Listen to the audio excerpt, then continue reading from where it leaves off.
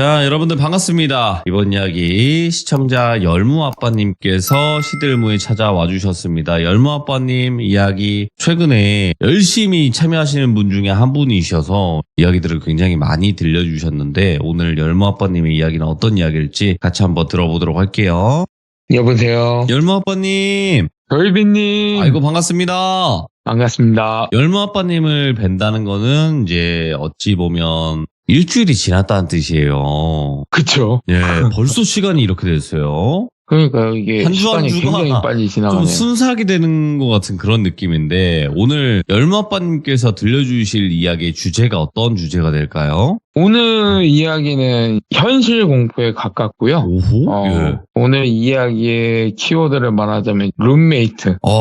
최근에부터 룸메이트에 관련된 이야기들도 많이 나오는데 도대체 어떤 이야기일지 같이 한번 들어보도록 하겠습니다. 렛츠가! 길이십니다. 열무아빠예요.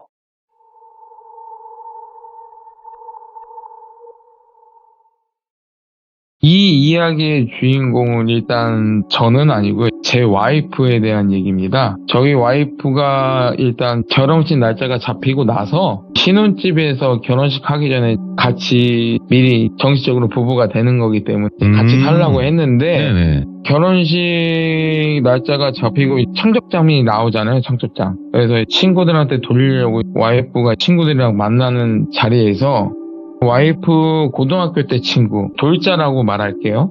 돌자가 와이프한테 부탁을 하는 거예요. 어차피 와이프도 혼자 살던 집을 정리하고 신혼집에 들어오는 거라 그 만기일이 약 한 3개월이 남아 있었어요. 그래가지고 돌자가 지금 자기가 이직을 준비하고 있는데 회사 근처에서 집을 못 얻었다. 근데 때마침 와이프 집이 자기 이직할 직장에서 가깝대요. 그래서 집 얻을 때까지만 한두 달만 좀 지내게 해달라. 그래서 와이프는 거기서 생각을 하는 거죠. 어차피 저랑 신혼집에서 같이 살기로 했고 어차피 그 집은 잘 안 들어갈 거고 해서 돌자 부탁을 들어주기로 했어요. 그래서 그 다음날 바로 돌자가 짐을 싸들고 와이프 집에 들어왔어요. 들어왔는데 그 짐에서 와이프가 그 돌자 옷짐에서 색색의 한복을 봤대요. 눈에 띄었대요. 그리고 짐도 별로 없었대요. 옷가지 몇 개랑 뭐 세면도구랑 화장품 조금 이런 것밖에 없었고 해서 그냥 어차피 자기도 집에 잘 안 들어올 거니까 네 집처럼 편하게 지내라. 집 비밀번호 알려주고 그 다음에 집 사용할 때 뭐가 뭐 어디 있고 이런 거 알려주고 그날서부터 돌자가 와이프 집에서 지냈는데 한 달 정도는 아무 일 없이 지냈어요. 와이프랑 뭐 저랑도 어울려서 같이 맥주 한잔 마시고 뭐 그렇게 잘 지냈거든요. 근데 한 달 지나고 나서 결혼식이 거의 다 되어갈 때쯤에 친구들끼리 와이프 집에서 술 먹는 자리가 있었어요. 와이프 친구들이랑 돌자랑 와이프랑 와이프 집에서 술을 먹고 있는데 술을 먹고 있다가 갑자기 돌자가 목소리하고 하는 행동이 딴 사람처럼 바뀌더래요. 갑자기 순식간에. 그래서 그냥 친구들하고 와이프는 얘가 좀 주사가 있구나. 술 참은 약간의 주사가 있구나. 그래서 어차피 친구들끼리인데 상관없잖아요. 그냥 넘어갔어요. 그러고 난 다음에 이제 술을 많이 먹었으니까 친구들도 그 와이프 집에서 다 같이 자기로 했어요. 거실에서. 근데 거실에서 자는데 갑자기 돌자가 방에서 그 색색의 한복 말씀드렸잖아요. 예? 그 색색의 한복을 갈아입고 자고 있는 친구들 머리맡에 서서 웃으면서 껑충껑충 뛰고 있더라는 거예요. 와이프가 그거를 봤대요. 보고 나서 친구들을 막 깨웠어요. 일어나 보라고. 그러더니 일어났는데 계속 돌자는 껑충껑충 뛰고 있고 그러다가 일어난 친구들을 한 명씩 손가락으로 한 명씩 가리키면서 그러니까 알아들을 수 없는 말 같은 거 있잖아요. 예. 그러면서 웃으면서 계속 껑충껑충 뛰고 있더라는 거예요. 그거를 보자니 약간 무섭잖아요. 새벽이기도 하고 이게 주사로 치우치기에는 약간 이상하고 그래서 친구들하고 와이프하고 도망쳤어요. 집에서. 도망쳐서 근처 모텔로 가서 잠을 잤고 그 다음날 아침에 집에 들어갔어요. 집에 들어갔는데 아무 일 없었다는 듯이 정말 조용했고요. 돌자는 방에서 아무 일 없었다는 듯이 자고 있었어요. 그래서 친구들하고 와이프하고 깨웠죠. 야 돌자 너 뭐냐고. 너 무슨 병 있냐고. 네가 술 먹고 이랬다 너 기억 안 나냐고 그랬더니 아니 무슨 소리냐, 나 너희들이랑 술 먹고 있다가 나 내 방 들어와서 잤다. 중간 블랙아웃이 된 거죠. 그래서 자기가 뭐 술 먹고 실수했냐고 막 그러면서 내가 실수했다면 미안하다고 거듭 사과하는데 더 이상 네. 돌자를 몰아붙일 순 없잖아요. 그래서 그냥 넘어갔어요. 그러고 나서부터 와이프는 그 집에 더 이상 들어가지 않았어요. 와이프도 무서우니까. 근데 어느 날 친구한테 전화 한 통이 왔어요. 와이프한테. 그래서 와이프한테 야, 너 그거 아냐고. 돌자랑 어제 집에서 술을 먹었는데 이번에는 술을 먹다가 방에 들어가서 또 그 색색의 한복 있잖아요. 그것을 갈아입고 나오더니 네 발로 기면서 이빨을 가이드래요. 이빨을 가두면서 괴성을 지르고 난리가 아니었대요. 그러고 난 다음에 또다시 그 친구들은 도망쳤고, 그리고 도망칠 때 핸드폰하고 이런 건 몇 사람이 거기다 놓고 왔나 봐요, 집에. 그래서 그 다음날 아침에 다시 그 집에 들어갔는데 똑같이 집안은 조용했고 돌자는 방 안에서 아무 일 없었다는지 자고 있었고. 그래서 또 친구들이 돌자한테 물어봤겠죠. 너 이런 거 기억나냐 했더니 이번에는 다른 소리를 하더래요. 원래 우리 어머니가 무당이신데 자기도 약간 그런 길을 타고 나서 한 번씩 블랙아웃이 온다. 근데 블랙아웃 때 일어났던 일이 나는 기억도 안 나고 사람들한테 물어보기를 기괴한 일을 한다더라. 그 소리만 들었다. 혹여나 나 때문에 놀랬다면 진짜 미안하다. 이런 소리를 하는 거예요. 저희한테는 그냥 미안하다고만 했잖아요. 와이프한테는. 근데 이 친구들한테는 이런 얘기를 하는 거예요. 여기서부터 일이 생기는데요. 이런 일이 친구들 사이에서 소문이 퍼지는 거예요. 근데 이게 이 소문이 살에 살이 더 붙어서 와전이 됐는데 돌자 어머니가 무당이어서 돌자도 무당이 되려고 신내림을 받았대더라. 그래서 신내림 받은 지 얼마 안 돼서 신기가 충만하더라. 이런 얘기가 돌면서 친구들 사이에서 약간 아싸였는데 인싸로 된 거죠. 관심을 보이는 거예요, 친구들이. 그래서 어느새부턴가 와이프 집이 돌자의 점집으로 변해갔어요. 막 친구들이 돌자한테 이것저것 물어보고 뭐 점사도 물어보고 뭐 신점도 치고 막 그러다 보니 와이프 집이 문턱이 달턱이 돼. 친구들이 왔다 갔다 거리고 여기서 또 돌자는 한 발 더 나아가서 자기 방 있잖아요. 돌자 방을 거의 막 신당으로 바꿔놨대요. 근데 와이프 집이 구축 빌라 2층이었는데요. 주인분이 3층에 사세요. 근데 그 집안에서 원래 신당 가보면 향 냄새 있잖아요. 향을 좀 자주 피워놓으니까 돌자가 방 안에 온갖 향을 피워놓기 때문에 그 냄새가 윗집으로 올라갈 거 아니에요. 집주인분께서 난리가 난 거예요.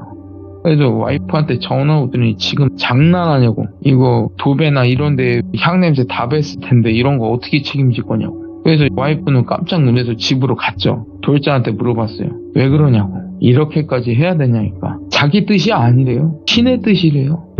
그래서 와이프도 어이가 없잖아요. 그래서 어차피 만기에도 다 됐고 그러니 이제 집 좀 비워달라. 아주 집주인한테 전화하고 난리가 났다. 그러더니 또 돌자가 그때 첫 번째 사건 때처럼 목소리도 변하고 이번엔 눈빛까지 변하면서 와이프한테 그랬대요. 너 결혼하면 네 가족들이나 네 남자친구 가족들이나 줄초상 날 거라고. 어디 한번 잘 사나 보자고 하면서 뛰쳐나갔대요. 그냥 그 모든 짐을 놓고 아주 방을 거의 막 신당처럼 꾸며놨대요. 막 별의별 무호까지 갖다 놓고. 왜냐면 와이프도 결혼하기 전에 저희 집안이 어떤 집안인지 아니까 어떤 무호가 있고 뭐 신당에 뭐가 있고는 저희 집에 인사 갔을 때 이미 봤거든요. 완전 신당처럼 꾸며놨대요. 그냥 하나의 그냥 점집인 거야. 그러고 나서 일이 여기서 끝나는 줄 알았는데 집에서 뛰쳐나간 돌자는 친구들한테서 인싸로 등극을 했잖아요.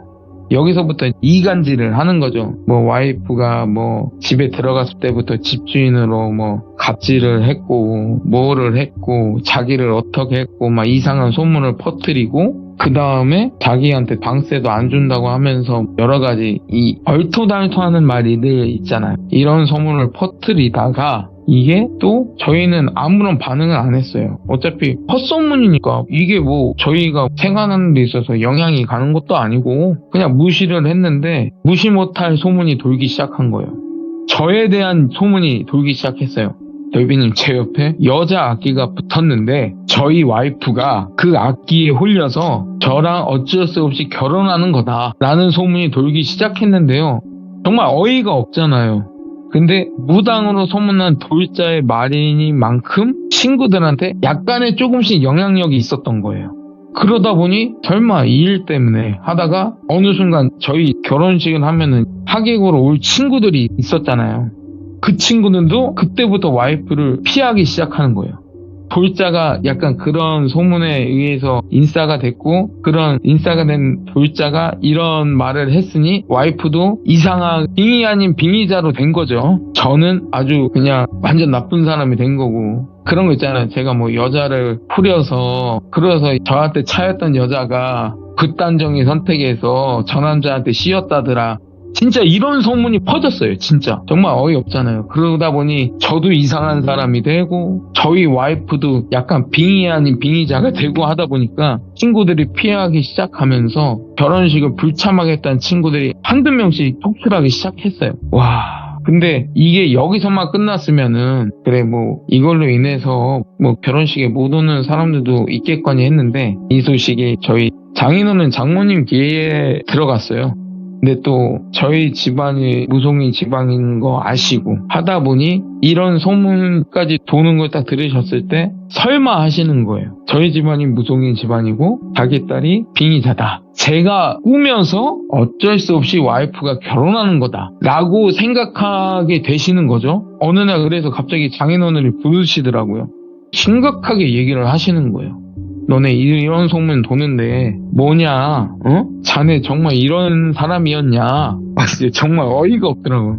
아니 이런 그냥 헛소문에 의해서 정말 이게 결혼식이 엎어지기 직전이었어요. 진짜 장모님하고 장인어른이 정말 심각하시는 거예요. 왜냐면 우리 집안이 무속인 집안이니까 얘가 이랬을 수도 있겠다라고 싶으신 거죠. 완전 믿으시는 건 아니겠지만 이제 약간의 의심이 들기 시작하시는 거죠. 그래서 집에 불려가서 장인어른 장모님을 심각하게 물어보시는데 와이프가 그 전에 있었던 일을 다 말씀을 드렸어요.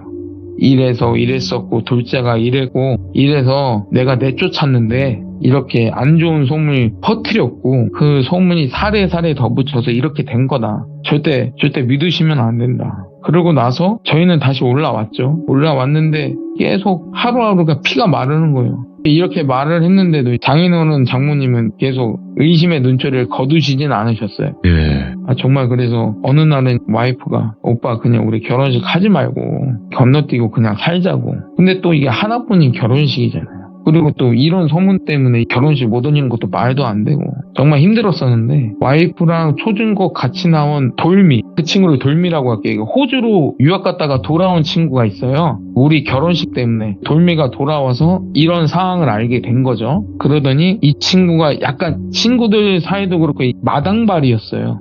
인맥이 좀 있어서 돌자에 대해서 모든 정보를 알아보기 시작하는 거예요. 어차피 와이프는 그럴 사람도 아니고 그러니까 와이프를 믿었던 거죠. 돌자에 대해서 모든 걸 알아봤어요. 진짜 뭐 인맥의 인맥, 친구의 친구한테 물어보고 막 진짜 뭐 동네 사람들한테도 물어보고 막 다 물어봤어요. 여기서부터가 반전인데, 원래 돌자라는 친구가 고등학교 때 정말 딱 성격이 중간인 친구들 있잖아요. 활발하지는 않은데 그렇다고 소심하지도 않고 약간 그런 흔한 친구들 있잖아요. 그러다 보니 친구들이 돌자한테는 관심을 거의 안 가졌어요. 돌자 집안 사정이 어떻고 뭐 형제가 어떻고 그런 건 거의 모르고 그냥 친구였던 친구, 그냥 흔한 친구. 돌자가 그래서 어머님이 무당이고 뭐 이런 말에 다 넘어간 거죠. 돌자의 집안 사정을 다 몰랐으니까. 돌자가 고등학교를 졸업하고 나서부터 돌자가 허언증이 심했대요. 거짓말도 많이 쳤었고 이 허언증을 덮으려고 막 사치도 부리고, 그러다 보니 카드값 이런 게 쌓이다 보니 다니던 직장도 월급이 차압이 들어오니까 권고 사유로 퇴사하게 됐고, 근데도 이게 허언증에 낳다 보니까 친구들 앞에서는 약간 자기의 지금 본 모습을 들키면 안 되잖아요.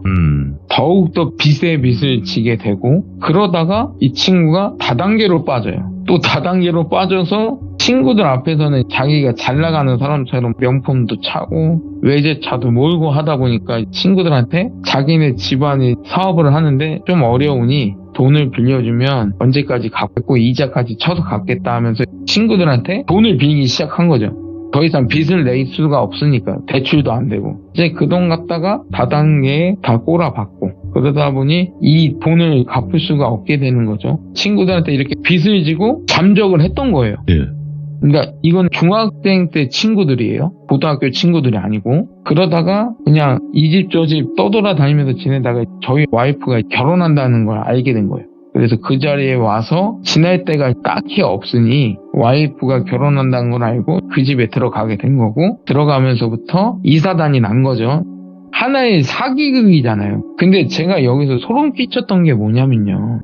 이 돌자가 허언증이다, 거짓말이다라는 건 알겠어요. 근데 한복을 갈아입고 친구들 머리맡에 서서 꽁충꽁충 뛰면서 이상한 행동을 했고, 또 한복을 갈아입고 네 발로 기면서 이빨을 끄덕끄덕 갈고 괴성을 지르고, 이런 행동이 돌자의 큰 그림이었나? 라는 생각이 드는 거예요. 갑자기. 와, 순간 소름 끼치잖아요. 이게 만약에 진짜 연기고, 근데 이게 연기가 되나? 아무리 신들린 연기라고 해도, 이게 하나의 큰 그림이었다고 해도, 와, 이게 가능한가? 순간 소름이 돋으면서 무섭더라고요. 그래서 이 소리 듣고 나서 와이프가 이 모든 정보를 추합해서 갑자기 변호사를 찾아가더라고요. 찾아가서 돌자가 허위사실 유포, 명예훼손, 이걸로 고소장을 쓸 수 있냐 했더니 변호사가 충분하대요. 그리고 몇몇 친구들도 증언을 해주기로 했고, 해서 마지막으로 돌자를 카페에서 만나서 마지막 경고를 하려고 만났어요. 만났는데 저희 만나자마자 그냥 뻔뻔하게 비아냥거리더라고요. 비아냥거리면서 막 비웃고, 거기서는 자기 본 모습을 보이는 거예요. 니네 그렇게 해서 결혼하겠냐? 응? 야, 너는 미친이고 너는 미친놈인데, 본 모습을 보이는 거죠. 근데 이제 저는 그 카페에서 만나기 전에 와이프가 시킨 게 있어요. 오빠 다 녹음해라. 카메라로 찍으면 다 티나잖아요. 일단 다 녹음하자. 증거가 있어야 되니까. 우리가 아무리 증거를 뭐 친구들한테 막 돌린다 해도 이미 친구들 사이에서는 인싸가 돼 있는 돌자잖아요. 다 녹음했어요. 본 모습이 나오는 거예요. 야, 미친놈 아주 그냥 결혼해서, 야, 니들 자식 나오면 미친 새끼다, 막 이런 소리까지 진짜 카페 안에 진짜 말이 너무 심하고, 막 순간 제가 돌자가 여잔데 진짜 때리고 싶은 거예요. 그냥 한 대 칠까, 그런 마음까지 드는 거예요. 그래서 이제 말도 안 통하고 뭐 본 모습도 다 봤고 그것도 다 녹음했고, 오케이, 와이프가 마지막으로 얘기하는 거예요. 너에 대한 거 모두 알아봤고, 네가 지금 우리 오빠랑 나랑 허위사실 유포해서 명예훼손했고 정신적으로 피해도 입혔고, 너 때문에 결혼식도 엎어지기 직전이었고, 그래서 나는 너를 고소할 거다. 그리고 너는 친구들 사이에서 생매장이 될 거다. 근데도 거기서 정신 못 차리고 정말 뻔뻔하게, 야, 미친놈하고 미친년이 말하는데 누가 듣겠냐, 마음대로 해라 하면서 가더라고요. 오케이, 그날 바로 이제 변호사님 찾아가서 고소했고요. 당연히 승소했고요. 그런 다음에 돌자한테는 제대로 된 금융치료를 시켜드렸죠, 제가. 그리고 친구들 사이에서는 모든 친구들을 불러 모았어요, 와이프가. 근데 와이프가 들어오는데 안 오겠죠, 기피했는데. 그래서 호주에서 온 친구가 대신해서 친구들 다 모았어요. 모아서 저희가 녹음한 거 있잖아요. 예. 그거를 그 자리에서 틀고, 그거를 들은 친구들은 아차 싶은 거죠. 그 자리에서 와이프한테, 저한테 사과하고 못 믿어서 미안했고, 그 자리에서 하고, 그리고 난 다음에 저희는 무사히 결혼식을 올리게 돼요. 모든 사건이 해결이 됐으니까. 아이고, 예. 여기서 끝나면 좀 해피엔딩인데요. 예. 저희가 신혼여행 갔다 오고 나서 신혼집에 들어갔잖아요. 예. 신혼집에서 첫날 지내고 그 다음날부터 저희는 빌라 3층에서 살았거든요. 그 다음날 새벽인가? 그러니까 베란다 창문에 누가 돌을 던지더라고요. 그러니까 창문 안 깨질 정도로 작은 자갈돌이라고 해야 되나? 누가 계속 던져요. 그래서 저희는 그러려니 하고 그냥 지나갔어요. 근데 이게 며칠이면은 저희가 그냥 넘어가겠는데 거의 막 일주일, 2주일 되도록 계속 누가 진짜 새벽에. 그래서 야, 이거 어떡하지 했는데 제가 일단은 범인 잡으려고 바깥에서 잠복을 했어요. 근데 또 차 안에서 잠복할 때는 안 나타나는 거예요. 야, 이거 어디서 나 지켜보고 있구나. 어이가 없는 거예요. 근데 제가 그때도 구름과자를 필 때라 그 밑에 저희 집 1층 밑에 화단 옆에서 구름과자를 피는데 저희한테 던졌던 돌이 있잖아요. 돌이 눈에 보이는 거예요. 근데 돌이 범상치가 않아요. 그 던졌던 돌을 제가 주워봤거든요. 돌이 빨갰어요. 난 이게 무슨 물감이나 페인트인 줄 알았거든요. 내가 혹시나 해서 냄새를 맡아봤어요. 피냄새인 거야. 피비린내. 이게 말하자면 피 묻은 돌을 누가 계속 던진 거예요. 2주 동안 새벽에. 그러고 나서부터 저희는 신고를 했죠. 경찰에. 누가 새벽마다 이랬었고 이 돌 봐봐라. 그때 당시에는 저희 빌라 CCTV도 없었고 경찰에서는 그냥 순찰 자주 돌아주겠다라는 답변만 받았거든요. 그러고 나서 알겠다고 경찰 신고하고 나서부터 이제는 일이 끝난 줄 알았어요, 여기서. 근데 그게 아닌 게 제가 한 달 뒤에 다른 지역으로 파견 근무가 잡혔었어요. 그래서 와이프 혼자 신혼집에 있었을 당시인데 어느 날 전화가 온 거예요, 와이프가. 오빠 저기 밤마다 나 누가 따라오고 있고 자꾸 밖에서 누가 쳐다보는 것 같다. 그래서 제가 무슨 말이냐. 네. 우리 집이 3층인데 누가 쳐다보냐 했더니 아니라는 거예요. 막 새벽마다 누구의 시선이 느껴지고 어느 날에는 저희 화장실 문이 있잖아요. 화장실 문이 저절로 열리고 막 이러는 현상이 있다는 거예요. 오. 그래서 걱정이 돼갖고 바로 그 다음날 올라갔어요. 올라가서 집에 딱 들어가는 순간 약간 이질적인 기운이 느껴지는 거예요. 이게 뭐지? 집안을 한번 둘러봤어요. 아무것도 없어요. 근데 와이프를 딱 보는 순간 네. 아차 싶은 거예요. 여기서 이 돌자가요. 저희는 몰랐어요. 돌자가 이번 사건 말고도 중학교 때 친구들한테 돈을 좀 사기를 쳤다고 그랬잖아요. 그러다 보니 이번 사건이 엮어지면서 그 중학생 친구들한테도 사기로 경찰에 신고를 당했다는 이력이 있었던 거예요. 그러다 보니 완전 나락으로 갔고 그로 인해서 극단적인 선택을 했던 거예요. 그래서 제가 와이프를 본 순간 뒤에 돌자가 있었어요. 머리가 함몰된 상태로 돌자가 있는 거예요. 순간 와이프를 데리고 집 밖으로 나갔고요. 그러고 난 다음에 조용히 혼자서 집에 들어갔어요. 딱 안방에 돌자가 있더라고요. 근데 저한테 그러는 거예요. 너 나 보이네? 그래서 좋은 말로 할 때 그냥 가라고. 그랬더니 씩 웃는 거예요. 그러더니 입안에서 돌을 하나씩 꺼내더라고요. 그걸 저한테 계속 던지는 거예요. 저번 시점 때는 제가 할머니 귀신이 저한테 이빨을 뽑아서 던졌다고 했잖아요. 이번에는 입안에서 돌을 꺼내서 던지는 거예요. 그러더니 저희 와이프를 데려가겠다고. 그러더니 너도 데려가겠다. 그러니까 둘 다 죽이겠다는 거잖아요.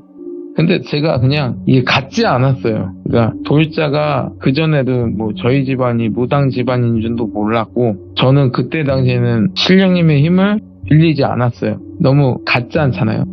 알았다. 그래. 뭐 너가 이기나 내가 이기나 해보자 하면서 순간 신령님한테 부탁을 드렸죠. 쟤 좀 없애달라. 순간 돌자가 화들짝 놀라더니 도망치더라고요. 그리고 그 이후로는 찾아오진 않았어요. 와이프한테 뭔가에 전화를 해서 아버지한테 신혼집에 비방도 부탁드렸고 그로 인해서 여기서 돌자는 안 찾아오는데 그 이후에 와이프가 또 다른 소리를 들은 거예요. 돌자가 리플리 증후군이라고 아시나요 혹시? 그게 허언증 증후군, 거짓말 증후군. 이게 돌자가 그 증후를 앓고 있었다니까 고등학교 때 졸업을 하고 대학교를 안 가고 바로 정신병원에 그것 때문에 입원했다. 고등학교 때는 아무런 티를 안 냈었어요. 그 와이프랑 그 친구들 사이에서는. 근데 그 외에 사람들한테 허언증으로 이름을 날렸었던 거죠. 그거를 들은 돌자의 부모님은 바로 돌자를 정신병원에 입원을 했었고 돌자가 나아진 줄 알고 퇴원을 시켰는데 아직도 그 리플리 증후군은 낫질 않았고 그래서 이런 일까지 벌어지고 리플리 증후군에 의해서 돌자는 극단적인 선택을 하게 돼서 비극적인 결말을 맞은 거죠. 정말 이거를 들으면서 이 리플리 증후군이라는 게 맨 처음에 돌자가 한복을 입고 막 이런 이상한 행동을 했다고 했잖아요. 저는 아직까지도 생각하는 게 아니 과연 이게 리플리 증후군, 이 허언증 때문에 이런 연기까지 할 수 있나? 아니 정말 귀신이 들렸다고 봐도 무관한데 이게 다 연기였다니. 야, 놀랍기도 하다. 아니, 아직까지도 이게 소름이 끼치는 거예요. 그러니까 한마디로 신들린 연기. 진짜 친구들도 깜빡 속았고요. 장난 아니었대요. 친구들이 겁먹어서 도망갈 정도면 말하지 않아도 대단하더라고요. 아무튼 이 결혼식 전에 짧게 같이 산 룸메이트 때문에 저희가 결혼도 못할 수도 있었어요. 진짜 친구들 사이에서요. 저는 미친놈. 저희 와이프는 미친놈. 정말 여자한테 몹쓸 짓 하고 다니는 정말 짐승 같은 놈. 이렇게 소문이 났고 그로 인해서 장모님 장인어른한테 의심받게 돼서 진짜 결혼이 엎어질 지경이었었고. 근데 진짜 사람이 예. 너무 무서운 것 같아요. 진짜. 정말 장난 아니더라고요. 또 돌자가 극단적인 선택한 건 정말 안타까운데 그렇긴 하죠. 그렇게 선택한 한 이후에 저희를 찾아와서 또 그전에도 그렇게 잘못을 했는데 저희까지 또 어떻게 해보려고 했다는 것도 약간 좀 대단하다. 열무 아빠님께서 그 무서운 룸메이트에 관련된 이야기를 들려주셨는데 세상에는 사실상 이런 타입의 사람들이 너무나 많아졌거든요. 요즘에는. 예전에는 우리가 모르고 지나갔을 수도 있는데 지금은 좀 정보라든지 이런 뭐 병명이라든지 이런 것들이 많잖아요. 그러니까 조금 더 많이 알려지고 있는 것도 사실인데 이 리플리 증후군 혹은 연극성 인격장애 이런 거 자체가 사실 우리가 맞닥뜨려서 확인하기 전까지는 모를 수 있거든요. 와이프가 그거는 판단하기 힘들대요. 테스트도 해봐야 되고 검사를 해봐야 되는데 일반인들이 그거를 할 수가 없잖아요. 맞아. 이 사람이 그걸 모르니까. 거짓말을 치는 건지. 근데 이 사람은 하는 행동은 정말 진심인 거야. 근데 이게 다 거짓말인 거잖아요. 너무나도 섬뜩한 이야기이지 않을까 생각하고 오늘 열무 아빠님께서 이야기 잘 들려주셔서 감사드리고 우리 귀족님들은 이런 사람 만나지 않고 또 좋은 사람들 만나서 행복하시는 그런 바람이 있으신 거죠, 열무 아빠님? 당연하죠. 네, 아무튼 너무너무 감사합니다. 고맙습니다, 열무 아빠님. 네, 감사합니다. 네.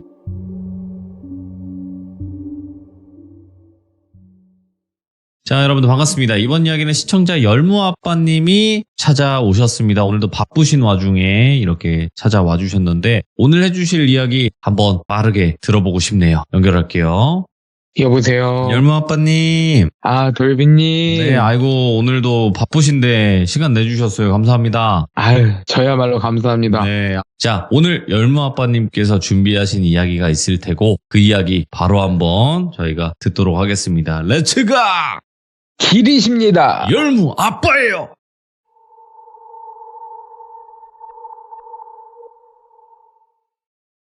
자, 오늘 들려드릴 이야기는요. 7년 전에 있었던 이야기인데 날씨가 추워지고 저희가 생각나는 음식이 하나 있다면 저는 붕어빵을 뽑는데요. 동네에서 붕어빵 파시던 할아버지를 만나면서 일이 시작되는데요. 어느 날 열무가 어린이집 하원 시간이 다 돼서 제가 어린이집에 데리러 가서 열무를 데리고 집으로 가고 있는데 동네에 붕어빵 파는 곳이 생긴 거예요. 그래갖고 옛날 생각도 나고 해서 붕어빵을 사러 갔는데 어느 연세 지긋이 드신 할아버지께서 붕어빵을 팔고 계시고 그 옆에 저희 열무랑 같은 나이 또래인 여자애가 앉아 있었는데 그 아이는 자두라고 할게요. 자두를 처음 본 모습은 어딘가 어두워 보였고 잠을 제대로 못 자는지 굉장히 피곤해 보였어요. 그냥 계속 옆에서 꾸벅꾸벅 졸고 있더라고요. 그래서 저는 할아버지께 붕어빵을 주문하고 기다리고 있는데 대뜸 저희 열무가 자두한테 다가가서 자기가 갖고 있는 인형을 주면서 서로 웃으면서 놀고 있더라고요. 근데 그 모습을 할아버지께서 정말 신기하게 쳐다보시는 거예요. 그러고는 저희 열무를 빤히 쳐다보시는데 그때 당시에 저희 신령님께서 자두하고 열무하고 노는 모습을 보시면서 두 어린아이의 머리를 막 쓰다듬고 계시는데 제가 봤을 때는 열무를 본 게 아니라 신령님을 보고 있는 것 같았어요. 그래서 제가 조심스럽게 여쭤봤어요. 할아버지 혹시 무속인 분이시냐 그랬더니 손사래를 치시면서 아니래요. 자기는 절대 무당 아니래요. 부랴부랴 붕어빵 싸주시고 주시는데 제가 돈을 내려고 했더니 괜찮다고 그냥 가라고 하시면서 열무한테 또 웃으시면서 붕어빵 하나를 건네시면서 놀아줘서 고맙다고 하고 열무랑 집에 왔어요. 오고 나서 그 다음날 제가 퇴근하면서 그 붕어빵집을 지나치는데 자두가 한 손에는 초코파이를 들고 꾸벅꾸벅 졸고 있는 거예요. 근데 그 모습이 참 딸 키우는 아빠 입장으로서 굉장히 안쓰럽더라고요. 그래서 붕어빵 파고 계신 할아버지한테 가서 저기 죄송한데 자두가 지금 저녁 동안 못 먹고 여기 있느냐 여쭤봤더니 괜찮다고. 끝마치고 집에 가서 밥 먹을 거라고 해서 할아버지 저 이상한 사람 아니고요. 제 핸드폰 번호 알려드릴 테니까 자두 좀 데리고 가서 밥 좀 먹이고 열무랑 놀게 좀 하면 안 되겠냐고. 그러더니 안 된대요. 자기 옆에 꼭 있어야 된대요. 왜 이렇게 정색을 하시며 말씀하시지? 했는데 그래도 그 모습이 정말 안쓰러운 거예요. 근데 제 인기척을 느꼈는지 자두가 딱 저를 보는데 배시시 웃더라고요. 저를 보고. 그래서 그 모습을 할아버지가 보시는데 할아버지도 한순간 딱 마음이 누그러지시더니 그러면 잘 부탁한다고 하시면서 붕어빵을 한가득 싸주시고 저는 자두를 안고 집으로 왔어요. 집으로 와서 와이프한테 자두의 전후 사정을 말하고 와이프는 듣고 나서 열무랑 자두를 같이 씻기고 저녁도 먹이고 그 다음에 열무방에서 자두랑 열무를 같이 재웠어요. 그러고 난 다음에 한 밤 9시쯤인가 할아버지께 전화가 오시더라고요. 그래서 할아버지 마중 나가서 다시 할아버지를 모시고 집으로 왔어요. 저는 당연히 진지주 안 잡수시고 장사하셨겠거니 해서 집에 모시고 와서 저녁 챙겨드리고 차 한잔 하면서 제가 여쭤봤어요. 진짜 무속인 분 아니시냐? 정말 아니시냐? 그때 당시에 열무나 아이들을 본 게 아니라 저희 신령님을 본 게 아니냐 했더니 갑자기 표정이 어두워지시는 거예요. 그러더니 말씀을 하시기를 40년 전에 이 할아버지께서 탈북을 하셨대요. 그러니까 탈북민이신 거죠. 40년 전에 탈북을 하시면서 그때 당시 사모님이랑 7살 난 아들이 안타깝게 돌아가셨고 그 탈북하는 과정에서 그 다음에 탈북하셔서 라오스를 통해 우리나라로 들어오셨대요. 그러고 나서 다시 여기 한국에 오셔갖고 일을 하시다가 공장에서 같이 일하시던 한국 여성분하고 결혼을 하시고 그 여성분이 딸을 임신하셨는데 이 딸이 나오는 과정에서 출혈이 생기셔갖고 또 사모님께서 또 안타깝게 돌아가시고 완전 악재의 악재가 근데 이때 당시에 말씀하시면서 자기가 원래는 이북에서 무당 일을 하셨대요. 그리고 자기도 집안 대대로 무속인을 했고 그러다가 제대로 탈북을 하시면서 신을 못 모시고 신의 뜻을 저버렸기 때문에 계속 벌전을 맞는 거다. 그러다가 갑자기 한국에서 따님이 태어나셨잖아요. 이 따님도 지체장애가 있었는데 갑자기 지체장애 있으신 분들이 막 집에 안 계시잖아요. 돌아다니시고 하다가 어느 날 자두를 임신하고 들어오신 거예요. 거기서 또 막 충격 먹으시고 하지만 어찌 됐든 간에 손녀가 태어난다고 하니 또 이악 물고 일을 하셨는데 또 자두가 태어나고 보니 자두가 그 할아버지처럼 영의 기운이 정말 할아버지랑 똑같대요. 그러니까 무속인이 될 수밖에 없는 그 기운을 타고난 거죠. 한탄하셨대요. 그때 당시에 할아버지는 안 좋은 선택까지 하시려고 하셨대요. 그러니까 할아버지랑 자두 엄마랑 갓 태어난 자두랑. 근데 그 갓 태어난 자두 모습을 보니 또 이러면 안 될 것 같아서 난 자두 어머니도 돌봐야 되고 자두도 키워야 되고 그때서부터 할아버지는 한국에 오셔서 별다른 기술도 없으셔서 막노동을 하시면서 붕어빵 장사도 하시고 열심히 살으셨대요. 근데 그때 당시에 지하 단칸방에서 세 식구가 살았는데 어느 날 집주인분이 우연치 않게 자두를 안고 있는 할아버지를 마주치면서 갑자기 집주인이 그러더래요. 막 감탄사를 하시면서 누구냐고. 손녀라고 그랬더니 그 집주인분이 할아버지는 무속인인지 몰랐대요. 처음에는 몰랐는데 갑자기 자두를 보고 나서는 얘 신딸로 달라고.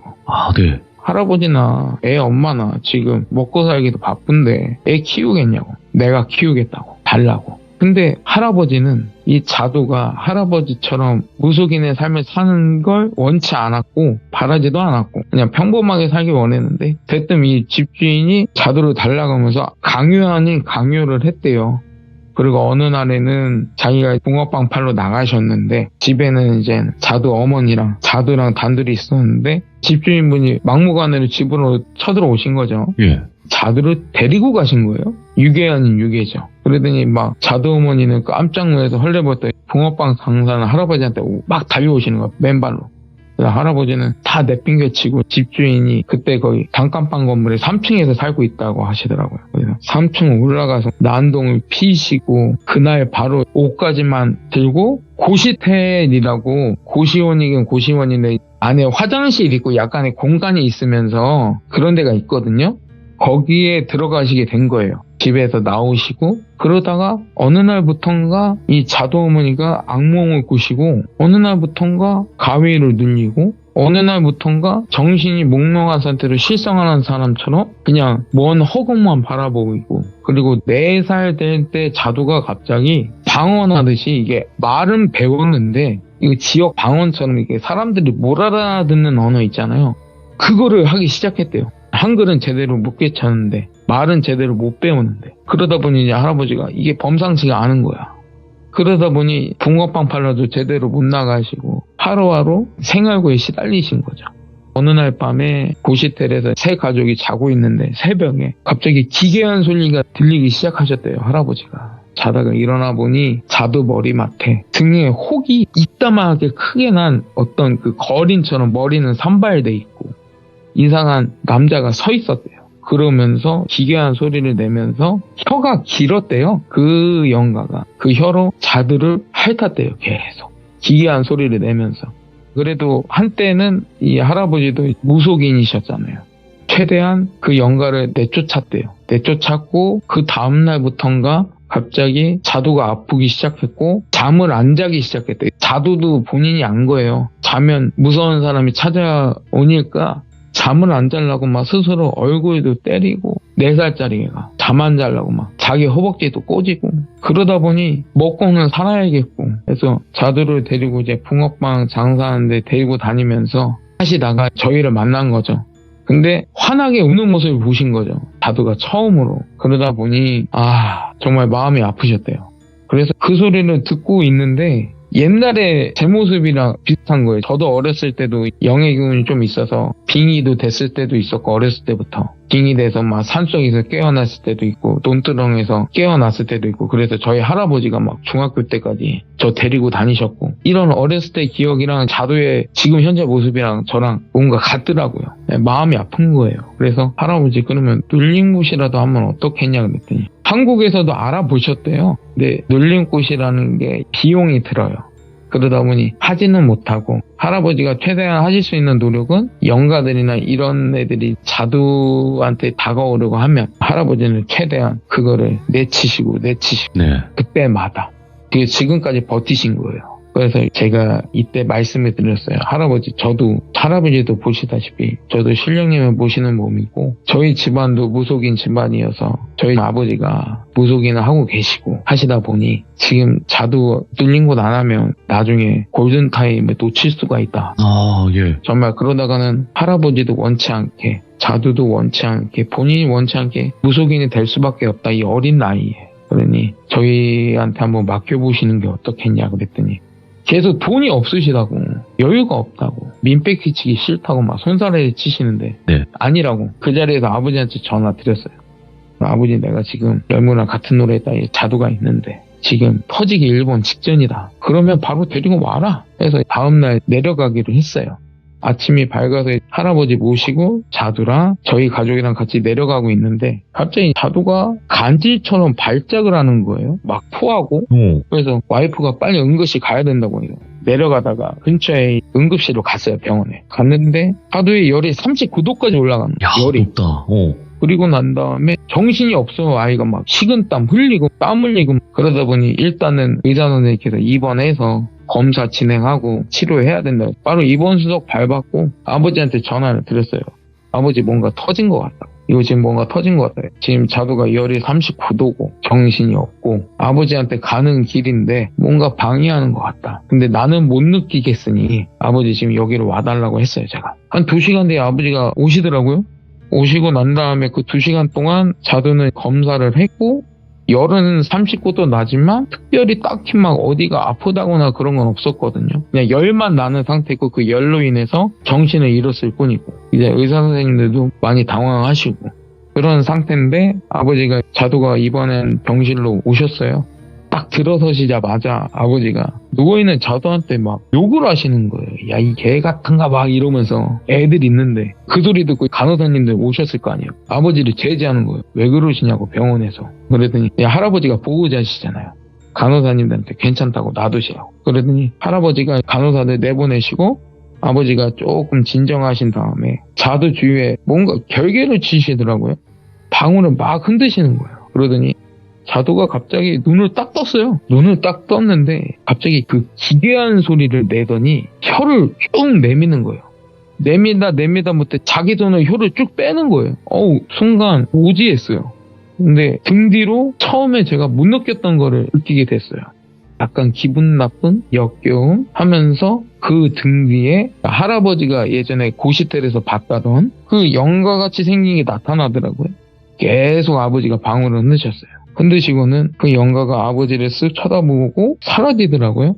그 순간 딱 자두가 털썩 쓰러지더니 한 몇 분 뒤에 눈을 뜨더라고요. 그래서 제가 간호사 부르라고 간호사 불렀더니 열 재보고 하니 열도 떨어졌고, 근데 할아버지가 여기서 급하게 퇴원을 시켜야 된다고 하시더라고요. 자두 상태를 보고. 오케이. 근데 또 병원에서는 그게 아니잖아요. 어린애가 39도까지 열이 났었는데 앞으로 무슨 일이 일어날 줄 알고 계속 경과를 지켜봐야 되는데 할아버지는 강행을 시키신 거예요. 퇴원해야 된다. 그러더니 뭐 병원에서 무슨 각서를 쓰고 지금 나가서 일이 생겨도 뭐 병원에 책임은 없다 뭐 이런 각서 있잖아요. 그거를 쓰고는 자두를 퇴원시키고 본가로 갔어요. 네. 도착을 해보니 이미 굿상이 차려져 있고 옆에서 도와주신 분들도 대기하고 계셨고, 그래서 아버지는 급하게 무복으로 갈아입으시고 굿을 시작하는데 본가 대문 밖에서 제가 그 병원에서 들었던 기괴한 소리가 들리기 시작하는 거예요. 근데 옆에서 그 굿을 같이 도와주시는 무당분이 뭔가에 접신했는지 갑자기 혀를 내미세요. 자기 혀를 쭉 뽑는 거예요. 계속 말리려고 해도 말려지지가 않는 거예요. 뭐지? 왜 그럴까 했는데 갑자기 지켜보시던 할아버지도 뭐가 접신하셨는지 갑자기 그 굿판 안으로 들어오시더니 덩실덩실 춤을 추기 시작하시는 거예요. 뭐에 홀리셨나? 뭐지? 빙이 걸리셨나 했더니 그건 아닌 것 같고. 예. 그래서 굿판을 진행하시는 아버지는 뒤로 빠지시고 모두 사람들한테 물러나 있어라 하시면서 할아버지가 점점 더 거기서 굿판에서 장구 치는 소리에 맞춰서 점점 더 격하게 춤을 추시더니 딱 그 접신해 있던 무당분을 보시고는 나와라 그러더니 할아버지를 딱 쳐다보고 비릿하게 웃는 거예요. 그러더니 저거 달라고 이제서야 말을 하는 거예요. 근데 목소리는 약간 그 쇠 긁듯이 하는 목소리 있잖아요. 목에 가래가 끼듯이 긁는 목소리 있잖아요. 완전 목소리가 바뀌어 있어요. 저거 달라고. 저거가 뭐냐 했더니 자두예요. 저거 주면은 가겠다고. 그러더니 할아버지가 쓸데없는 소리 하지 말고 나오라고 하시는데 끝까지 버팅기는 거죠. 근데 무슨 이북말로 말씀하시는 거지 처음에는 못 알아들었어요. 저희는 막 욕을 하시는 건가 소리치시면서 다시 춤을 춰요. 할아버지 계속 춤을 추시면서 자두한테 딱 다가가시는데 자두가 갑자기 할아버지를 딱 째려보는 거예요. 뭐지? 이 무당한테서 자두한테로 갔나? 했더니 그게 아니라 원래 자두 안에 있었던 거예요. 이게 단지 그 무당한테 그 기운이 가서 접신했던 것처럼 보였던 거고, 할아버지는 자두를 끌어안고 계속 춤을 추기 시작하시는데 어느 순간 그 자두하고 할아버지 옆으로 제가 병원에서 봤던 영가가 나오는 거예요. 나오더니 다시 한번 자두한테 달려드는데 그때 아버지가 앞을 가로막으시더라고요. 막으시고는 다시 한번 신장 칼로 그 영가를 쳐내시고 계속 쳐내시고 소멸할 때까지. 순간 그 영가는 미라처럼 쪼그라들더니 사라졌어요. 다행히. 사라지고 나서 그 자리에서 굿판이 끝난 게 아니라 자두를 눌린 곳을 진행해야 되는데 아버지가 그러시더라고. 잘못하면 얘가 입을 열 수가 있다. 그 말인 즉슨은 눌린 곳을 타다가 자칫 잘못하면 이게 신내린 굿판으로 바뀔 수 있다는 거죠. 이게 리스크가 있다는 거죠. 이미 많이 열려 있어서 자칫 잘못하면은 얘가 입을 열 수도 있는데 어떡하겠냐 했더니 괜찮다고 할아버지가 해달라고 하시더라고요.